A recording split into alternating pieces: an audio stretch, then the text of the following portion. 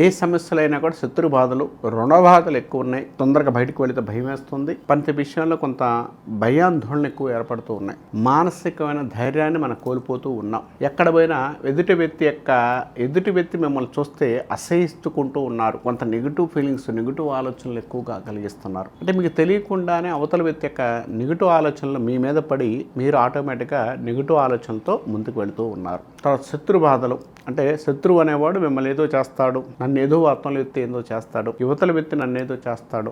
ఇలాంటి ఫీలింగ్స్ చాలామందికి కొంచెం ఇబ్బంది కలిగించే సిచ్యువేషన్స్ చాలామందికి కలుగుతూ ఉంటాయి. దైవిక విషయాలు, ధార్మిక విషయాల్లో చూసుకుంటే ఈ శత్రు బాధలు, రుణ బాధలు, నెగిటివ్ వైబ్రేషన్ తగ్గడానికి మనం వేసుకోవాల్సిన ఒక మాల ఒకటి ఉంది. అదే జ్వాలాముఖి మాల అంటారు. ఇది జ్వాలాముఖి మాల అంటాం మనం. ఈ జ్వాలాముఖి మాల ఎందుకంటే ఇది అమ్మవారి యొక్క స్వరూపంగా చెప్పబడుతుంది.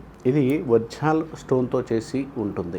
ఈ మాల ధరించడం వల్ల ఏమవుతుందంటే నెగిటివ్ ఎనర్జీని త్వరగా తగ్గించుకోవడానికి, శత్రువు అనేవాడు మిమ్మల్ని ఇబ్బంది పెడుతున్నాడు, సమస్యలు వస్తున్నాయి, మంచి నెగిటివ్ ఆలోచనలు వస్తున్నాయి, ఎవరో ఏదో చేస్తారు, తెలియని భయాందోళనలు ఎక్కువ ఉన్నాయి, రుణశేషాలు ఎక్కువ ఉన్నాయి, రుణబంధాలు ఎక్కువగా ఉన్నాయి, కొంత ఇబ్బంది పడుతున్నారైతే ఈ యొక్క మాలను ధరించడం వల్ల మానసికమైన సంఘర్షణ తగ్గడానికి, కొంత అనుకూలమైన ఫలితాలు ఉండడానికి అవకాశం కలిగి ఉంటారు.